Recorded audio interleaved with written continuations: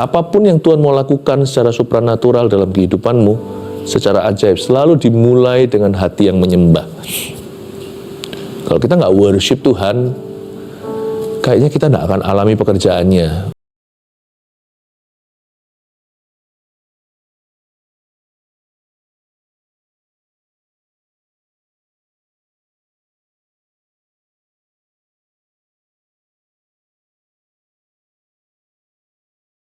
Terimalah semua pengabdian kami kepadamu.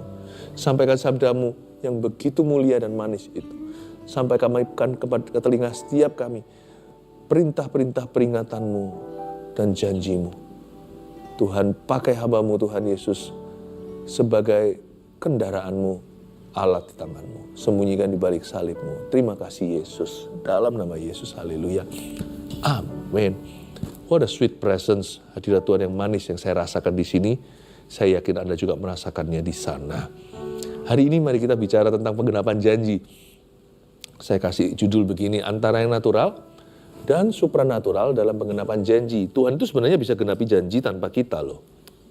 Karena Tuhan itu maha kuasa. Maha itu kan artinya nggak perlu siapa-siapa ya kan. Tapi Tuhan pakai kita, libatkan kita karena cinta, bukan karena butuh. Karena itu antara kita dan Tuhan mesti kerjasama. Tuhan mengundang kita untuk bekerja sama dalam rencananya yang ajaib dalam hidup kita. Termasuk dalam keajaiban-keajaiban yang Dia mau lakukan dalam kehidupanmu, bisnis pekerjaanmu, rumah tanggamu, pelayananmu. Tuhan pasti menggandeng tanganmu. Tuhan tidak mau kerja sendirian, karena Dia itu Bapa yang baik. Dia adalah Allah yang terbeban. Saya ingin Anda melihat bahwa di sini ada yang namanya interaksi antara Tuhan dan manusia yang Tuhan pakai dan Tuhan pilih. Saya ingin kita hari ini belajar dari satu cerita. Cerita ini adalah cerita tentang cikal bakal kelahiran nabi besar di Israel yang bernama Samuel. Ya, hari ini Bible story ya. Nah, nanti ikuti saya ayat per ayat, meskipun Anda belum pernah baca firman-Nya ini mungkin. Karena ini perjanjian lama. Ayo yang suka pilih-pilih kalau baca Alkitab, perjanjian lama baru harus dibaca semua, karena Yesus semua itu. Tapi lewat cerita ini semoga kita bisa melihat janji Tuhan untuk hidup kita. Dan kita bisa menemukan peran kita apa. 1 Samuel pasal yang pertama dulu, ayat 19 sampai 28. Kita baca berapa ayat saya jelaskan. Keesokan harinya bangunlah mereka itu pagi-pagi. Mereka ini siapa? Ini belum ada Samuel nih. Mereka ini adalah orang tua Samuel. Ya, yaitu Elkana dan juga Hana. Keesokan harinya, mereka semua rombongan itu pergi pagi-pagi lalu sujud menyembah di hadapan Tuhan. Kemudian pulanglah mereka ke rumahnya di Ramah. Ketika Elkana bersetubuh dengan Hana istrinya, Tuhan ingat kepadanya. Ayat pertama dulu, ayat 19 tadi. Semua selalu beranjak bermula take off-nya dari mezbah penyembahan. Apapun yang Tuhan mau lakukan secara supranatural dalam kehidupanmu, secara ajaib, selalu dimulai dengan hati yang menyembah. Kalau kita nggak worship Tuhan, kayaknya kita nggak akan alami pekerjaannya. Bukan karena Tuhan itu pasang syarat. Tapi orang yang menyembah itu mengundang hadirat Allah. Dan dalam hadirat itulah, dalam hadiratnya, perkara-perkara ilahi terjadi. Sedangkan di dunia ini yang hampa kosong dengan hadirat Allah, hanya perkara-perkara duniawi. Makanya itu kalau kita masuk ke hadirat Tuhan, kita harus punya ekspektasi. Bukannya kita punya motivasi yang salah. Tapi kita boleh loh punya ekspektasi bahwa janji Tuhan akan segera digenapi waktu kita masuk ke hadiratnya. Tapi ingat ya, kita juga punya peran.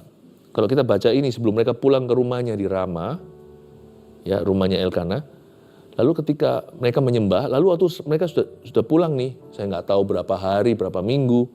Ketika Elkana bersetubuh dengan Hana istrinya, Tuhan ingat mereka, Tuhan ingat Hana. Ini yang disebut dengan tindakan alami. Ya, ini sakral, hubungan suami istri itu sakral, ya. Jadi tidak ada yang tabu dalam hal ini. Tapi inilah bagian mereka. waktu mereka melakukan bagiannya secara alami, Tuhan ingat dari sorga akan janjinya. Jadi jangan sampai kita itu lalai dengan tanggung jawab kita. Suami punya tanggung jawab sama istri punya tanggung jawab sama suami. Mungkin ya mereka mempersiapkan diri dengan baik. Hidup sehat, makan sehat, istirahat, olahraga, supaya badannya itu fresh, supaya tubuhnya itu kuat, supaya prima, supaya selalu waktu mereka terima janji itu nanti itu dalam kondisi sehat walafiat, memberi yang terbaik lah untuk rencana Tuhan. Mungkin zaman ini ada juga yang, ini kan cerita tentang dapat anak ya.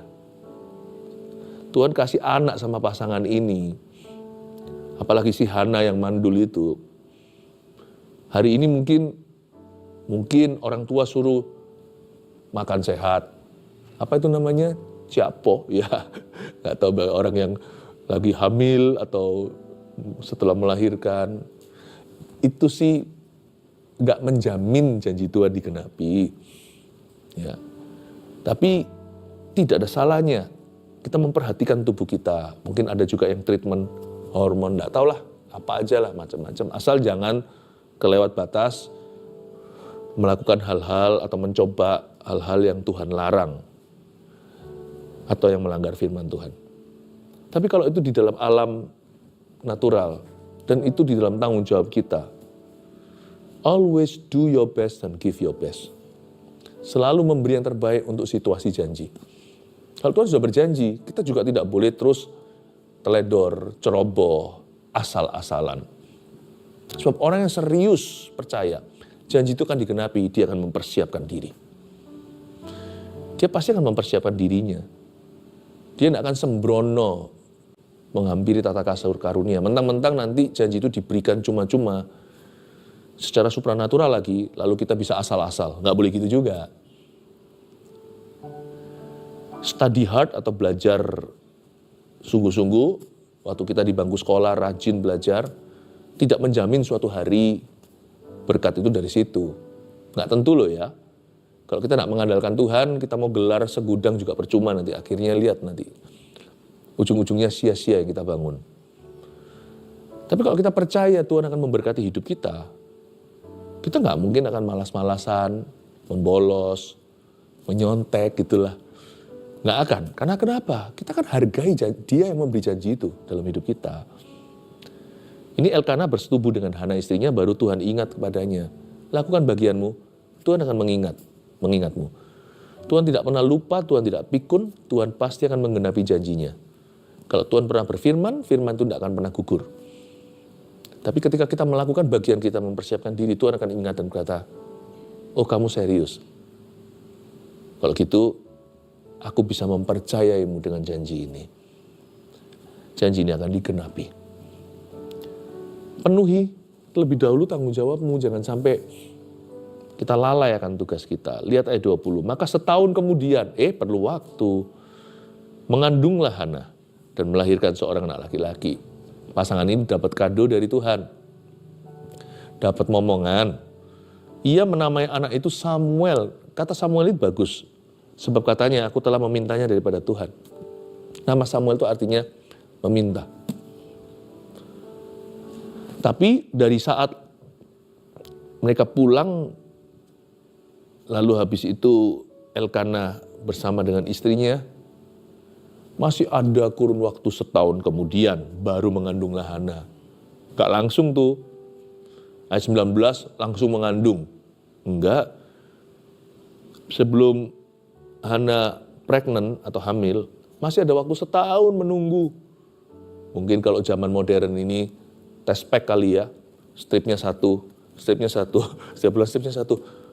Padahal dia sudah mendapat janji Tuhan. Ya, ketika Elkana bersekutu dengan Hana istrinya, Tuhan ingat kepadanya. Dia tahu, one of these days, hari-hari ini. Tapi setahun bukan waktu yang singkat pula kalau kita sudah menunggu-nunggu janji, apalagi Hana sudah mulai tua. Itulah sebabnya, sekalipun Tuhan berjanji dan pasti genapi, iman kita mesti bersabar. Iman dan kesabaran nggak bisa dipisahin. Banyak orang salah sangka, punya stigma.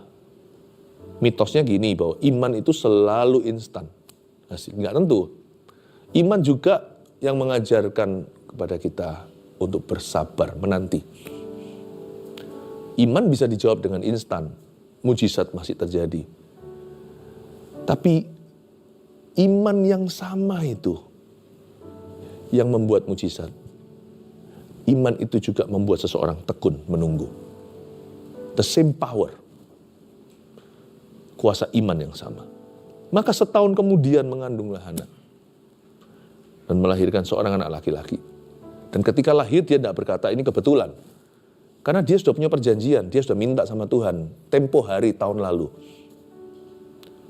Dan ketika diberikan dia tidak berkata mungkin aku selama ini mandul. Dapat keberuntungan. Bukan, dia tahu ini Tuhan. Makanya dia kasih nama anaknya itu Samuel. Ini anak hadir karena aku memintanya. Ya. Elkana laki-laki itu pergi dengan seisi rumahnya mempersembahkan korban sembelihan tahunan dan korban nasalnya kepada Tuhan. Ayat 21. Zaman itu orang-orang Israel pergi ke satu kota. Dan mereka pergi ke satu kota untuk mempersembahkan korban. Zaman itu tidak seperti zaman ini. Tirai sudah robek dari atas ke bawah di dekat Kalvari. Sehingga sekarang di mana-mana kita berkumpul 2-3 orang. Dalam namanya Yesus ada di sana. Gereja ada di mana-mana. Zaman dulu nggak ada, gereja hanya dari satu kota, itu Bait Suci. Jadi tiap tahun Elkana sebagai seorang pria yang takut akan Allah, papanya Samuel ini selalu berziarah ke bait Allah. Tapi ada satu tahun itu pada waktu Hana lagi mengandung, lalu melahirkan, Hana nggak ikut ayat 22, tapi Hana nggak ikut pergi. Sebab katanya kepada suaminya, nanti apabila anak itu cerai susu, aku akan mengantarkan dia. Maka ia akan menghadap ke hadirat Tuhan dan tinggal di sana seumur hidupnya. Ceritanya gini mungkin bagi Anda yang kurang familiar. Hana ini bernasar karena dia nggak punya anak. Dan dia itu selalu dihina-hina, lu mandul lah Pak. Dan zaman itu seorang wanita yang tidak punya anak itu dianggap kena kutuk. Apalagi di zaman di mana wanita belum tidak ada wanita karir. Mereka hanya wanita, yang ada hanyalah ibu rumah tangga. Jadi kalau nggak bisa ngasih anak ke suami itu rasa kayak guilty atau bersalah sekali. Jadi tekanan batin Hana ini besar. Apalagi semakin menua. Zaman modern sekarang kalau dites pasti ada situasi medisnya. Pasti ada kondisi tertentu. Tapi intinya Alkitab mengatakan bahwa Hana tidak bisa punya keturunan. Dan Hana waktu datang ke Bait Suci, komat kamit mulutnya, dia berdoa, dia bersyafaat, dia minta. Samuel kan, dia minta sama Tuhan. Waktu dia minta sama Tuhan anak, Tuhan janji. Lewat hamba Tuhan saat itu namanya Eli. Dia berkata, Tuhan sudah mendengarkan doamu. Dia pulang itu bahagia, happy. Tidak depresi lagi. Lalu dia bernasar, kalau Tuhan kasih dia anak, dia akan persembahkan anak itu jadi imam. Atau anak ini disebut sebagai anak nasar. Atau bahasa Alkitabnya seorang nazir seperti Simson. Seorang yang sudah dipersembahkan. Itu milik Tuhan sama sekali. Dan waktu dia sudah melahirkan, Hana nggak ikut pergi. Dia bilang gini, nanti tunggu anak itu cerai susu. Cerai susu itu kurang lebih umurnya 2-3 tahun.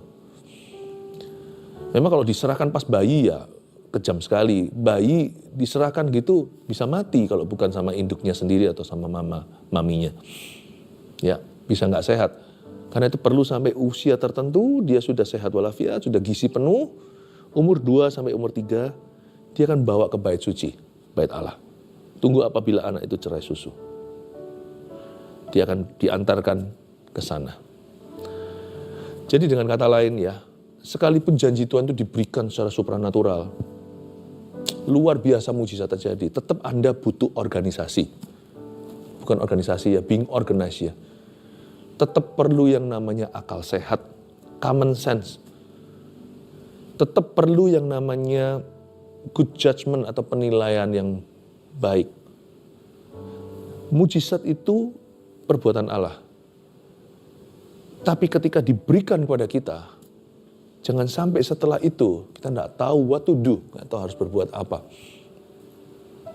Hana ini punya perencanaan.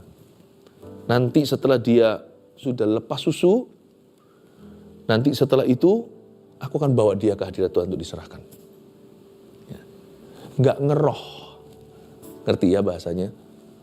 Tidak seperti orang yang coba untuk ngalir, nggak tahu nanti terserah Tuhan ngomong apa.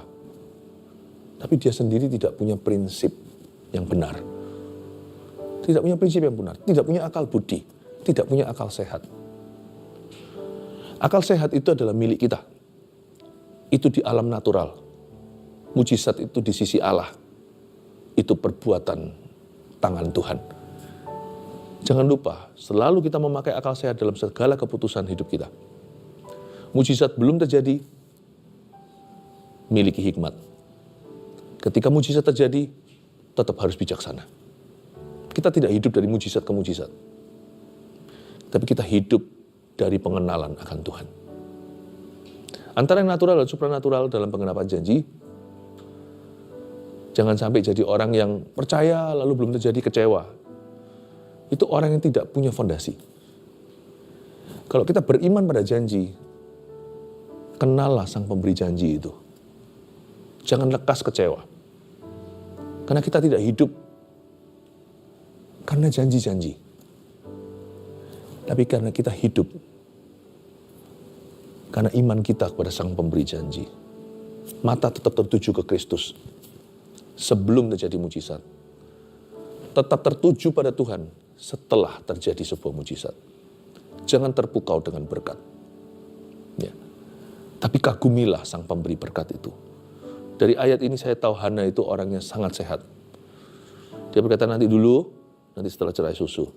Sangat berhikmat. Karena zaman itu nggak ada namanya pesawat. Kereta pun tidak ada. Semua harus jalan dan bawa bayi yang masih belum usia 1 tahun. Geronjalan semuanya naik unta. Sekalipun zaman dulu itu transportasi yang mahal adalah mungkin unta dan kuda.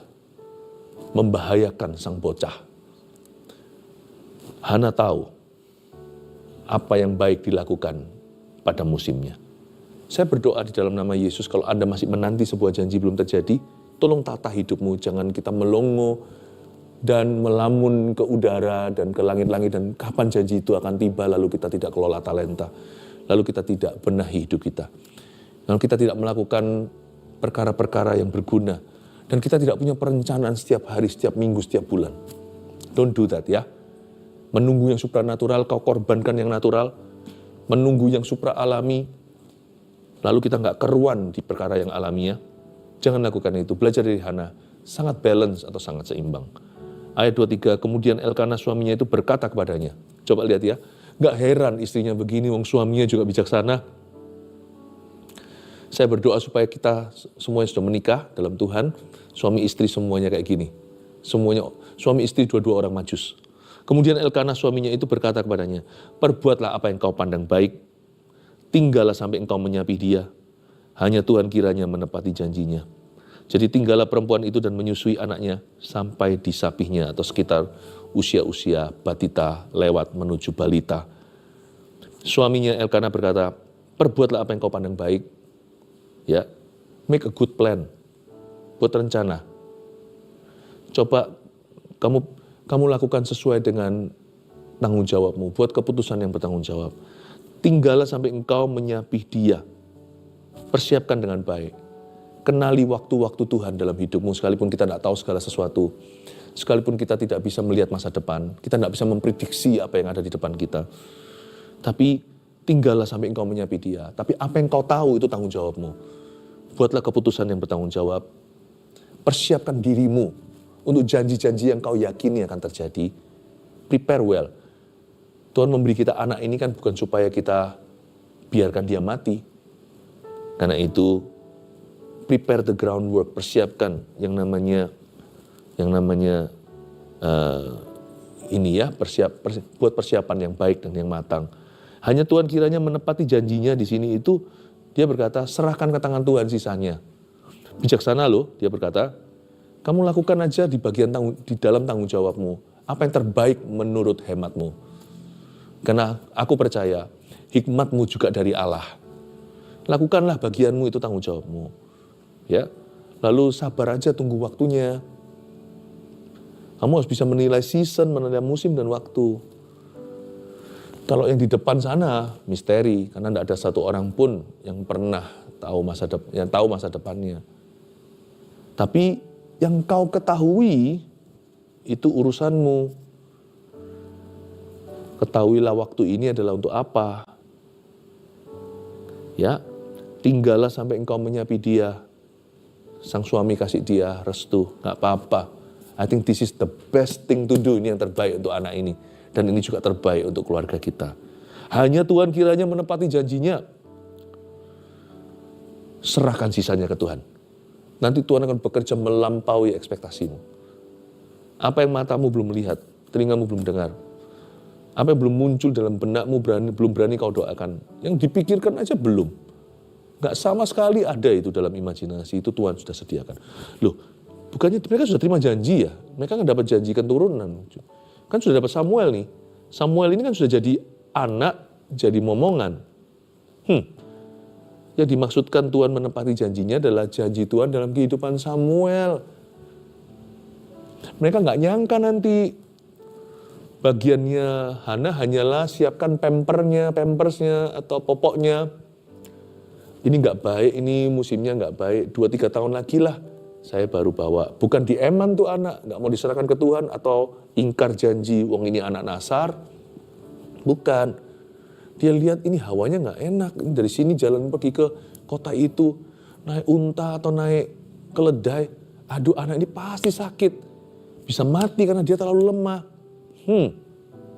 Ya. Dia lakukan bagiannya. Jaga anak itu. Jaga janji yang sudah diberi. Karena nggak mungkin Tuhan kasih dia bayi lalu habis itu bayi itu mati. Dia jagain. Itu bukan urusan Tuhan. Itu urusanmu mama. Itu urusanmu hai ibu. Sisanya Tuhan akan tepati janjinya dalam diri anak ini. Nah ini yang mereka nggak tahu. Ternyata tahun-tahun kemudian, nggak perlu pakai lama, 3-4 tahun kemudian, dia sudah menjadi nabi besar. Meskipun masih bocil atau bocah, masih anak kecil, dia sudah bernubuat pada seorang senior namanya Eli yang umurnya sudah boleh dikatakan 8-90-an. Memberitahukan nubuatan-nubuatan dan prediksi yang spesifik sekali. Tak lama kemudian, just a few years, berapa tahun saja dia akan mendengar suara Tuhan berkata, Samuel, Samuel. 3-4 kali sampai dia berkata, ini aku baru Tuhan berfirman. Yang mereka nggak sangka nanti waktu besar, anak ini akan mengurapi 2 raja besar. Raja Saul, raja pertama Israel, dan Raja Daud, raja terbesar di Israel dalam sejarah umat Allah. Itu yang disebut hanya Tuhan kiranya menepati janjinya, serahkan sisanya ke Tuhan. Yang supranatural pasti melampaui yang natural. Persiapan kita, mau study hard, belajarlah, kuliah, kita menabunglah, keuangan kita investasikan dengan benar. Ya, kita tata, kita pilih orang yang nanti menggantikan kita, yang menyambung pelayanan kita, atau kita parenting, besarkan anak. Kita lakukan bagian kita dalam Tuhan, bukan tanpa Tuhan, dalam Tuhan. Yang kita tidak akan bisa bayangkan adalah sejauh apa Tuhan akan berkati perbuatan tanganmu. Sejauh apa Tuhan akan mengurapi apa yang kau persiapkan dengan segenap hati. Yang tidak bisa kita bayangkan adalah sebesar apa Allah akan memakai bocah itu. Atau apapun yang kita persiapkan. Apapun yang kita buat. Perbuatan tangan kita. Itu perkara supranatural yang melampaui semua persiapanmu. Yang akan melampaui semua histori sejarahmu, semua pengalamanmu, semua pengetahuanmu, dan semua persediaanmu. Segala sesuatu yang kau tahu itu akan dilampaui yang supernatural. Gak ada orang bayangkan anak Hana akan menjadi nabi, salah satu nabi terbesar di Israel. Sampai-sampai suatu hari Tuhan itu kalau berfirman, ketika bangsa Israel murtad, dia berkata, sekalipun Samuel, itu sudah lama mati, Samuel berdiri di depanku bersyafaat pun aku tidak akan dengar. Dari semua nabi ini itu yang disebut Samuel. Mereka tidak bayangkan. Kena bayangkan. Pada saat Samuel dipakai Tuhan dahsyat di masa tuanya juga, masa dewasa. Mungkin Elkana sudah tidak ada alias sudah mati. Tahukah perkara supranatural akan melampaui masa hidupmu? Kalau Allah turut bekerja dalam hidup Anda akan terkejut. Hati-hati dengan silsilamu akan menjadi silsilah yang sangat luar biasa. Kalau Tuhan belum datang ya, anak yang kau susui, bisnis yang kau rintis, pelayanan yang kau kerjakan dan kembangkan, akan menyelamatkan tak terhingga. Anda tidak akan tahu dampak kekalnya. Bagianmu hanya itu, simpel ya. Buat perencanaan, perbuatlah apa yang kau pandang baik. Tinggallah sampai engkau menyapi dia. Setelah perempuan itu menyapi anaknya, dibawanya dia dengan seekor lembu jantan yang berumur 3 tahun, 1 eva tepung dan sebuyung anggur. Lalu diantarkannya ke dalam rumah Tuhan di Silo. Waktu itu rumah Tuhan bukan di Yerusalem, di Silo. Waktu itu masih kecil betul kanak-kanak itu. Saya bisa bayangkan akhirnya Samuel dibawa ke bait suci. Beriman punya anak lebih mudah daripada beriman waktu serahkan anak itu ke Tuhan. Saya jadi ingat mama saya waktu saya masih kecil harus berobat terapi sehingga harus sekolah di Taiwan. Saya masih umur 6 tahun. Saya melihat mama ibu saya meskipun hanya melepaskan itu pun akan dikunjungi dan nanti akan pulang. Kalau ini melepaskan anak itu selama-lamanya alias seumur hidupnya. Sama-sama kurang lebih umur 6 tahun. Mana ada seorang ibu anak semata wayang. Ya. Lalu habis itu anaknya dilepaskan, dia bahagia. Dibutuhkan iman yang lebih besar untuk melepaskan anak ini di usia yang belia. Kalau saya bukan anak semata wayang, saya anak kedua dari 3 anak cowok. Itu pun saya melihat terus ibu saya menangis waktu meninggalkan saya. Kan harus kerja zaman itu. Dan saya harus berobat, terapi, hingga harus sekolah. Saya ngerti ayat ini dari pengalaman pribadi. It takes faith. The mother's faith. Iman ketaatan sang ibu untuk bisa rilis anak itu. Dan ini dirilis, dilepas selama-lamanya loh, seumur hidup loh, untuk Tuhan. Dan dia tinggal di luar kota, sudah nggak tinggal di rumah mamanya. Dari sejak umur baru lepas balita. Setelah mereka menyembelih lembu, mereka mengantarkan kanak-kanak itu kepada Eli. Lalu kata perempuan itu, mohon bicara tuanku, demi Tuanku hidup, akulah perempuan yang dahulu berdiri di sini dekat Tuanku untuk berdoa kepada Tuhan. Dia ngaku sama sang hamba Tuhan. Untuk mendapat anak inilah aku berdoa, dan Tuhan telah memberikan kepadaku apa yang kuminta daripadanya. Maka aku pun menyerahkannya kepada Tuhan. Coba ini ya, seumur hidup terserahlah ia kiranya kepada Tuhan. Ini Hana belum punya anak berikutnya, nanti Tuhan kasih anak lebih banyak memang. Tapi tindakan ini susah karena dia anak satu-satunya nih Samuel. Lalu sujudlah mereka di sana menyembah kepada Tuhan. Saya aplaus. Sungguh-sungguh kalau saya boleh berdiri sekarang, saya akan berdiri memberi mereka aplaus. Inilah hebatnya Hana dan Elkana.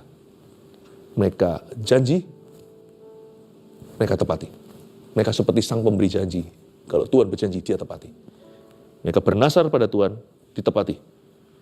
Ketika anak itu sudah besar, belum besar banget, baru umur misalnya 5-6 tahun, diserahkan ke rumah Tuhan.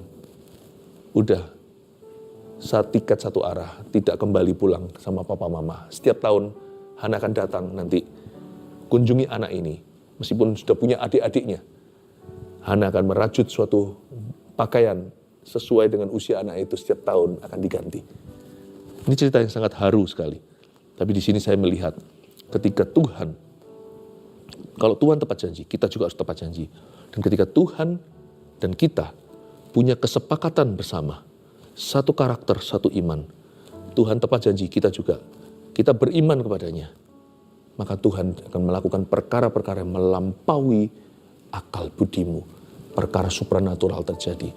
Ada 3 PowerPoint yang saya berikan pada Anda. Anda catat, lalu kita berdoa bersama-sama. Antara yang natural dan supranatural dalam penggenapan janji, nomor 1, ini peranmu, penuhilah tanggung jawabmu. Jangan mentang-mentang Tuhan yang menjanjikan. No. Persiapkan dirimu. Persiapkan dirimu. 2, bersabarlah dalam iman. Ingat ya, iman harus bersabar.